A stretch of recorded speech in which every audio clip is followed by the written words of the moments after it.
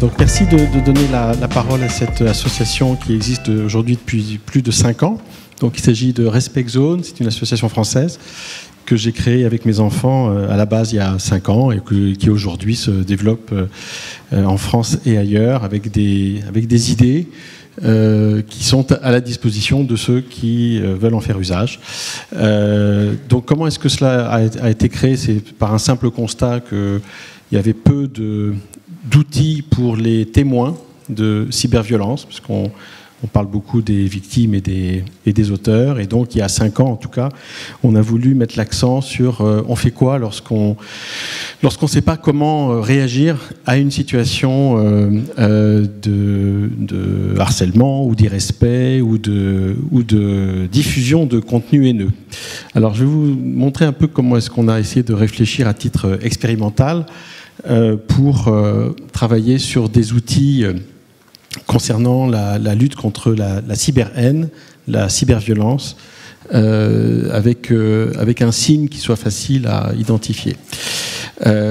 Donc notre travail se fait avec l'aide d'un outil qui est juridique. Alors ça peut paraître pas très numérique comme outil, mais c'est un outil qui à la base est un outil qui est fait avec cette charte qui est très simple, qui fait 4 paragraphes et qui dit les choses d'une manière extrêmement dépouillée, avec comme idée que tout un chacun, à partir de l'âge de 9 ou 10 ans, à partir de la fin de primaire, puisse s'approprier une forme de contrat commun pour travailler sur comment est-ce qu'on pacifie l'espace à la base numérique dans lequel on vit. Et puis il se trouve que ce sont les collectivités, les écoles, des écoles et des mairies qui nous ont demandé mais est-ce qu'on ne pourrait pas sortir votre initiative, votre innovation entre guillemets, et l'afficher dans l'espace collectif et dans l'espace public.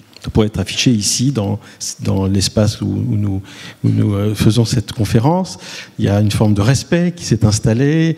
On est entre personnes de très très bonne compagnie, donc on n'a pas besoin d'aller recourir à un tiers de médiation pour afficher et puis pour réaffirmer cette nécessité de se respecter pour qu'il y ait un dialogue, pour qu'il y ait un temps de parole, un temps de réponse. Or, on sait d'abord sur les réseaux sociaux, mais aussi dans l'espace commun, que ça n'est pas toujours aussi simple et que ça n'est pas toujours aussi respectueux, pacifié et bienveillant. Et donc, c'est pour ça qu'on a imaginé une forme de contrat commun et de contrat qui puisse être compris avec un signe qui puisse dire le contrat. Alors en tant que juriste, c'est vrai que c'est toujours difficile de faire court, de faire clair et de pouvoir afficher les valeurs d'un engagement avec un signe et avec un terme qui se comprenne en France et en dehors de France. En termes de culture, il se trouve que le mot respect, le mot zone aussi d'ailleurs, sont des termes qui ont été choisis justement parce qu'ils voyagent bien dans l'imaginaire en tant que représentation et puis en termes de traduction également. Et quant aux couleurs, elles ont été aussi choisies pour refléter les couleurs les plus usitées dans le secteur numérique. Si vous prenez tous les boutons des réseaux sociaux, beaucoup sont bleus et blancs. Alors il y a aujourd'hui quelques exceptions. On a vu Snapchat par exemple tout à l'heure. Mais essentiellement, ce sont les couleurs qui sont celles qui sont communément admises pour parler de pacification, couleur de paix. Si vous prenez le site de l'UNESCO, sur lequel on a la chance d'ailleurs de figurer sur chaque page, eh bien c'est bleu et blanc également, c'est lié aux couleurs des Nations Unies. Et bon, il s'agit d'un code couleur que vous connaissez bien. Donc les 4 parties de cette mini-charte, mais qui dit beaucoup et qui a fait l'objet aussi de chartes étendues avec des thématiques que nous développons pour aller un cran plus loin sur le sexisme, sur le handicap. Donc vous avez sur le site internet une charte qui a été travaillée pendant 2 ans, qui s'appelle Respect Zone Handi, qui intéresse aussi beaucoup parce qu'il y a tout un travail à faire sur les personnes qui souffrent de handicap, à la fois dans l'espace numérique et dans la manière dont elles sont acceptées en termes de langage également, et puis aussi par rapport à leurs propres expressions. Donc on a fait ce développement. Et en ce moment, avec la Fondation des femmes, on travaille sur une charte étendue qu'on appelle Respect Zone pour elles, et qui étend cette constitution d'une certaine manière en termes juridiques. Donc l'article 2 de la charte, il est très simple. Il explique, donc il s'agit d'une charte qui peut être signée par tout un chacun, en particulier dans les établissements scolaires, et c'est le cas dans nombre d'entre eux en France, en Belgique et dans d'autres pays, où en fait il s'agit d'une forme de contrat qu'on insère. Je vous montrerai des exemples à titre pratique. Ce sont des exemples qui ont été proposés et inventés par les établissements eux-mêmes, et plutôt par les élèves d'ailleurs, mais qui consistent à dire, lorsqu'on arrive à la rentrée scolaire, on signe cette charte qui est annexée au carnet scolaire ou au bulletin de liaison, peu importe comment est-ce qu'on l'appelle, et donc qui fait partie d'un engagement, mais qui n'engage pas que le mineur, qui n'engage pas que l'élève, mais qui engage également le corps enseignant, le proviseur, le CPE, le parent d'élève. Les deux parents d'élèves sont invités à signer. Et en fait, il s'agit d'un acte commun qui permet d'être rappelé ou opposé en cas de déviance ou en cas d'infraction. Et c'est comme ça, en tout cas, que nous remontent les établissements scolaires. Ils nous expliquent que c'est en fait une manière d'avoir une espèce de curseur qui va compléter ce qui existe déjà, puisqu'il existe bien sûr beaucoup d'initiatives qui sont implémentées par Eduscol, par le ministère, par le Clémy, etc. Et donc notre travail, c'est en fait pour aller un cran plus loin. Article 3, c'est un article très très important pour la partie numérique, puisque c'est l'engagement de modérer, ça c'est très important, ça fait partie des choses qu'on a voulu travailler, de modérer pour chaque personne morale aussi, puisque ça s'applique à des entreprises, à des institutions, à des associations. C'est l'engagement numéro 3, c'est le fait de modérer l'espace dont on a la responsabilité. C'est-à-dire travailler sur cette éthique de la responsabilité en disant si je suis en charge d'un compte sur un réseau social, si je suis en charge d'un site, si je suis en charge d'un espace interactif, je m'engage à faire attention à ce que la loi commune soit respectée sur l'espace. Donc ça va être la loi de la République, mais ça va être la loi qui est en fait simplifiée par cette charte qui rappelle les règles essentielles du droit positif. Il n'y a pas de rajout réellement. Et ce que vous avez entendu dans la journée aujourd'hui, avec chaque trouble, chaque incrimination est reprise dans l'article 2 qui renvoie à l'article 3. Et l'article 4, c'est très, très simplement le fait d'aller afficher au meilleur endroit possible le rattachement avec ce contrat. Donc j'ai été un peu long sur l'explication juridique, mais c'est important parce que c'est un peu comme le pivot, qui est un mot à la mode en ce moment. C'est le pivot de notre travail, c'est d'avoir un acte engageant et qui se reconnaît facilement. Alors comment est-ce qu'on déploie cet outil complémentaire qui vient aider tout ce qui préexiste? Eh bien, c'est avec des campagnes de sensibilisation très axées sur le rôle des témoins, sur le rôle des parents, sur le rôle des tiers qui ne savent pas comment réagir.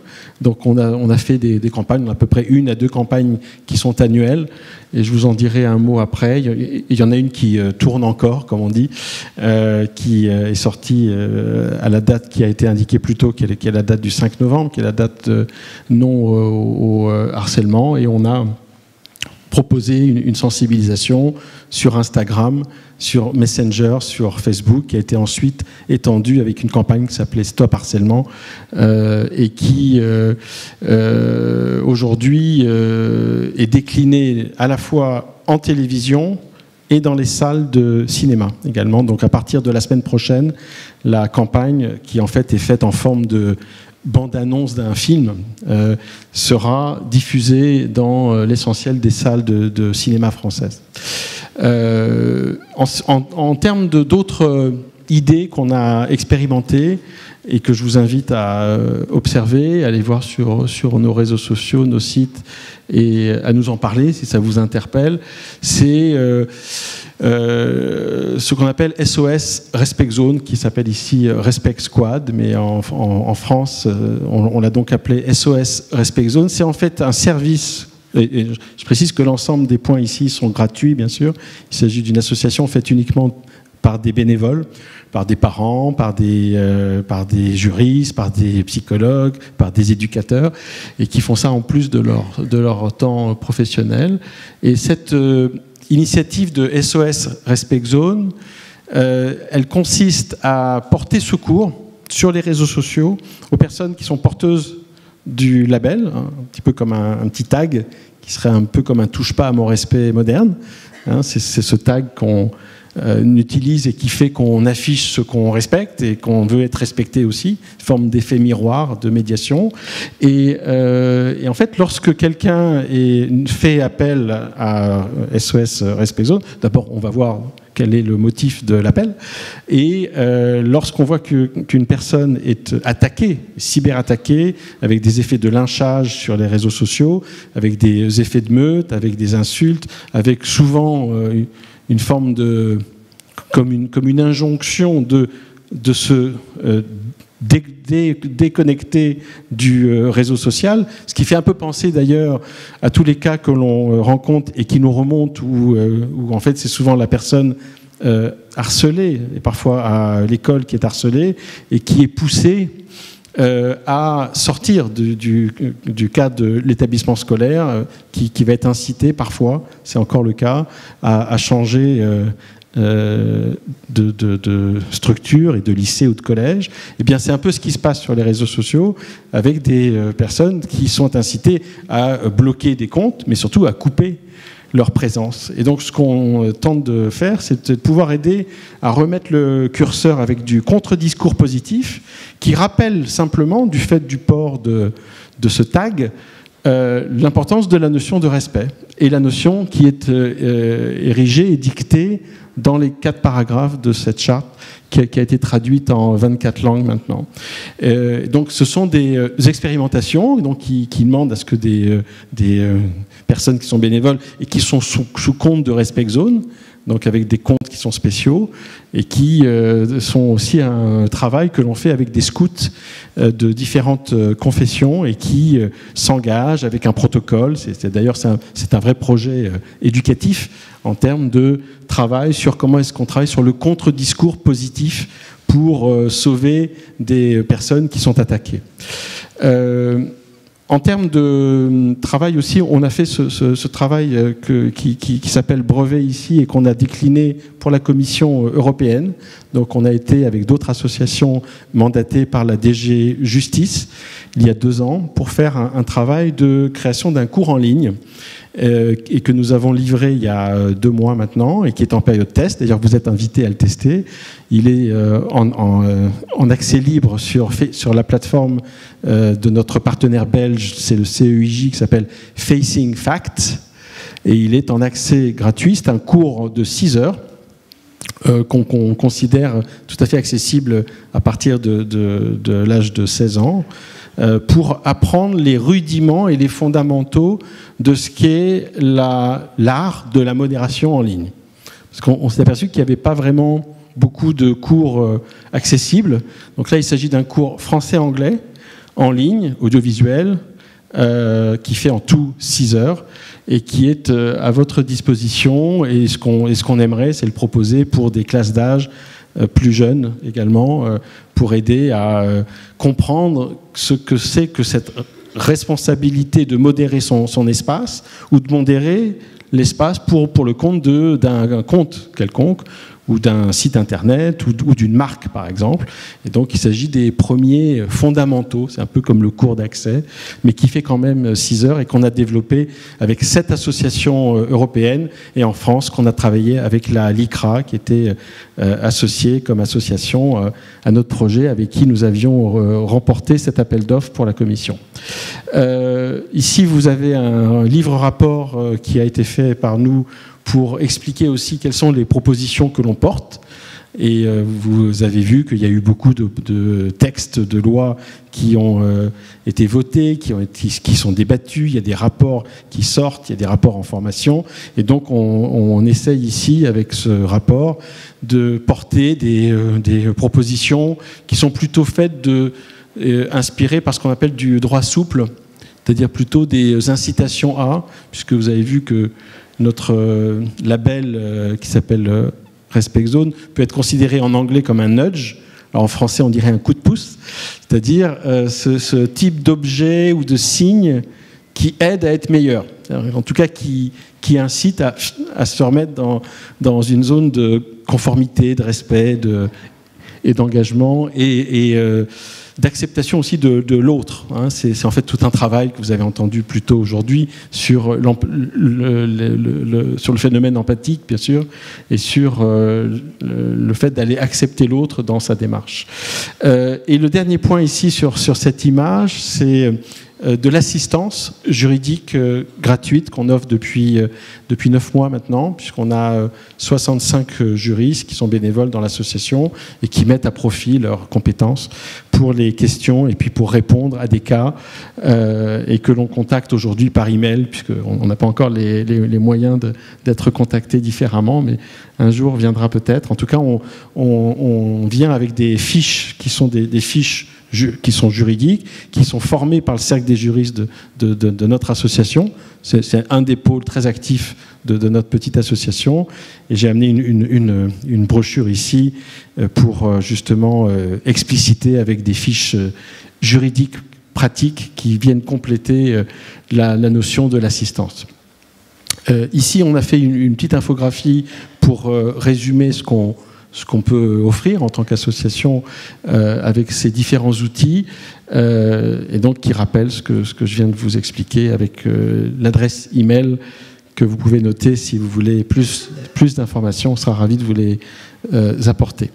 Donc le fait qu'on soit aujourd'hui présent dans certaines écoles, en fait, il s'agit d'une demande des établissements.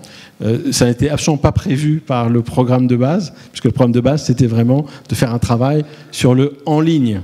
Et en fait, c'est à force enfin, c'était même pas à force, c'était à l'issue de notre première campagne en 2015, puisque nous sommes nés à la Paris Games Week, que vous connaissez peut-être, qui est le salon du jeu vidéo qui a lieu chaque année à la porte de Versailles au mois d'octobre pendant les vacances. Et on avait eu cette chance de pouvoir être présent avec un petit stand. Et en fait, aujourd'hui, après 5 ans, on est devenu, avec d'autres associations, avec le comité de pilotage de Pédagogeux qu'on a rejoint, on est devenu la cause éthique du numérique côté jeux vidéo depuis 5 ans pour pouvoir aider aussi un secteur qui était en demande aussi de consignes et de lignes directrices. Et c'est ensuite que nous avons lancé notre première campagne en janvier 2015. Et c'est à la suite de cela qu'on a été sollicité pour expérimenter et puis inviter de passer en fait cette initiative du online au offline, c'est-à-dire sur les murs de l'école. Et là, on a développé des requêtes avec en mutualisant chaque initiative qui a été proposée et qui viennent des écoles qui ont choisi de se labelliser. Alors, je vous rappelle que l'exercice de se labelliser, c'est assez simple, il suffit de respecter cette charte.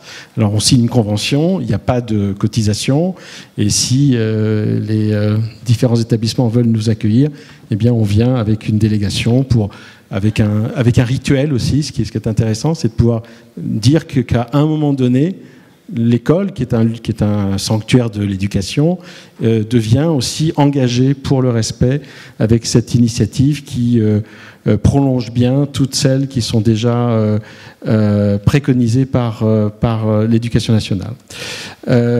Donc on forme aussi des ambassadeurs. Vous voyez, là, vous avez même des photos consenties de certains ambassadeurs et qui s'insèrent bien également dans ce qui est préconisé à la fois par le ministère et par les académies.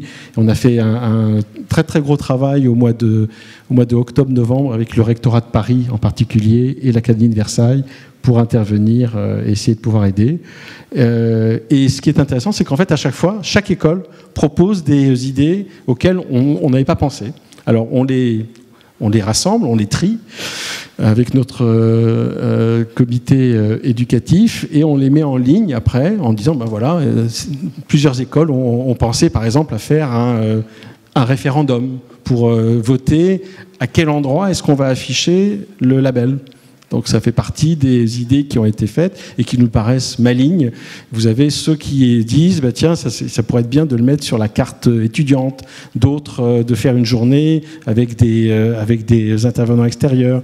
Vous avez aussi des personnes qui font des ateliers théâtre, etc. Et donc en fait ce qu'on fait, c'est que sur le site vous trouverez toute la collecte des idées qui sont organisées et triées. Et on a aussi des écoles, alors en ce moment c'est un peu difficile avec la campagne avec les municipales, mais qui interpellent les collectivités locales, qui proposent cette démarche à leurs maires ou à leurs élus, et en fait qui sont ceux qui vont préconiser l'usage de cet outil vis-à-vis de leur communauté locale et leur collectivité locale. Et donc en fait c'est comme ça qu'on découvre des liens entre l'école et la mairie locale, et ce qui a permis à ce qu'aujourd'hui, il y ait presque une dizaine de villes en France, dont Paris, qui aient voté la charte de Respect Zone. Angers est une ville très très active aussi, et Brest et le département du Finistère. Et vous voyez aussi qu'on travaille avec les entreprises qui montrent aussi qu'elles peuvent prendre le même engagement que n'importe quel individu, qu'il soit mineur ou majeur. C'est la même charte, et je trouve que cette unicité d'engagement commun est très intéressante, et c'est pour ça qu'on voulait vous la présenter. Donc ici, il s'agit de la campagne, c'est notre 5e ou 6e campagne, qui a fait l'objet d'un appel d'offres qui s'appelait Hack for Good, et et donc là, on va sortir nos chiffres, mais la très très bonne nouvelle, c'est qu'elle a touché 60% de la tranche des 14-18 ans en France. Et encore une fois, elle passe en salle de cinéma à partir de la semaine prochaine. Et c'est vrai que c'est jamais facile de pouvoir toucher 60% des jeunes Français entre 14 et 18 ans. Et donc c'est pour ça que je voulais qu'on s'arrête dessus. Et si vous voulez regarder le détail, en fait, il s'agissait de rendre acteurs les 14 à 18 ans en leur proposant de stopper le harcèlement sur Instagram en appuyant avec leurs doigts sur la vidéo qui allait très très vite et qui montrait le parcours d'un élève qui commençait bien et qui finissait pas bien, et qui cachait aussi cette douleur, puisqu'à un moment donné, à la fin, vous avez un échange de bulles avec la maman qui lui dit alors mon chéri, ça va bien, et l'enfant qui répond avec un traumatisme, non, tout va bien, super. Et c'est en fait ça qu'on a voulu adresser, c'est faire en sorte que tous ces témoins puissent se mettre en situation de pouvoir dire stop à ce qu'ils voient, puisqu'on sait tous ici que lorsque les témoins réagissent et se révoltent, alors c'est pas évident, c'est pour ça qu'on travaille dessus, eh bien ça fait baisser évidemment de manière dramatique le taux des offenses et des abus. Là vous avez il y a quelques jours sur Antony un atelier théâtre avec des t-shirts qu'on voit pas bien, mais des t-shirts de Respect Zone. Donc ça fait partie des initiatives que l'on suit, d'autres que l'on aide, et puis en fait il s'agit d'un échange très vertueux avec ceux qui font usage de notre travail. Donc ici, c'était l'exemple de ce qu'on fait avec le jeu vidéo, ce qui parle aussi à nos adolescents, puisque lorsqu'ils voient des personnages évidemment qu'ils connaissent, ils sont beaucoup plus motivés.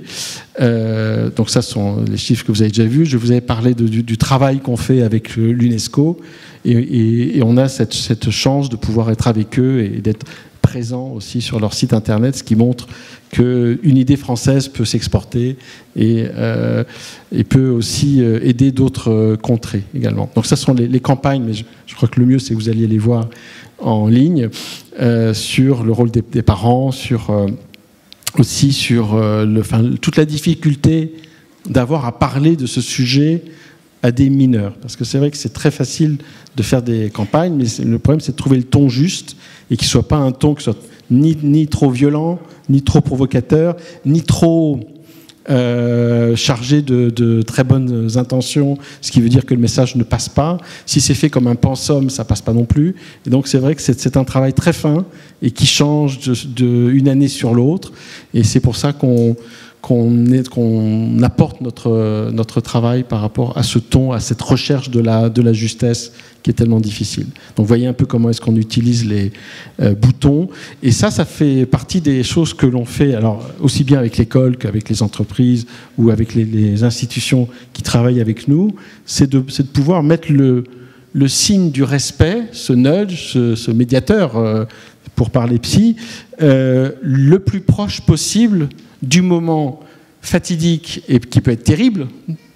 C'est le moment de l'envoi d'un contenu, que ce soit un message, une photo, une vidéo, et c'est ce moment-là qui peut être fatal, et c'est pour ça qu'on travaille beaucoup sur le bouton unique du respect, pour aller un cran plus loin que ce que Madame Avia avait proposé avec le bouton unique, si vous vous souvenez du signalement qui a été gardé dans la dernière mouture à la deuxième lecture de la loi. Voilà, donc je passe très vite sur... vous voyez, il y a même dans des établissements des personnes qui signent avec le label pour montrer qu'elles s'engagent. C'est vrai d'ailleurs que c'est toujours beaucoup plus difficile d'être désagréable par écrit lorsque, en dessous de votre nom, il y a Respect Zone. En fait, c'est une forme d'auto-limitation qui fonctionne très bien, y compris pour nous-mêmes. Donc, on travaille avec les mairies. Monsieur Cohen, on va vous demander Oui, j'ai quasiment fini. Mais j'étais beaucoup moins long que mes prédécesseurs. Voilà, donc le travail qu'on fait avec TF1, avec la charte. Alors ça c'est une. Je vais peut-être juste m'arrêter sur cette campagne qui date d'il y a 2 ans, mais qui interpelle beaucoup les classes. C'est cette extension et cette app qui est toujours gratuitement accessible sur les différents browsers, sur les navigateurs. C'est le fait que lorsque vous chargez le bouclier de Respect Zone, tous les messages entrants et pour WordPress sortants, tous les messages de haine, c'est-à-dire que les mots qu'on a mis dans la machine, se transforment en licorne, en poney et en label. Et donc, ce qui ridiculise les haters, c'est du coup, ils s'arrêtent net et ça parle, en fait. C'est ça, ce qui est important, c'est que ça parle et ça déclenche une discussion et un autre regard parce qu'on est dans un autre angle. Là, on a fait une vidéo avec une jeune cinéaste qui est très utilisée dans les établissements et qui vient d'ailleurs présenter son film, elle-même qui a 24 ans. Elle vient de présenter dans les différents établissements. Et voilà, donc les partenaires, ce qu'on fait et le fait qu'on soit aussi en train de travailler sur une app pour l'aide aux victimes, avec une application, et donc on recherche en ce moment des témoignages pour pouvoir nourrir notre application avec des témoignages. Et maintenant que j'ai fini, vous pouvez nous contacter, je suis à votre disposition pour toutes les questions que vous auriez, et je vous dis respect à vous tous. Voilà.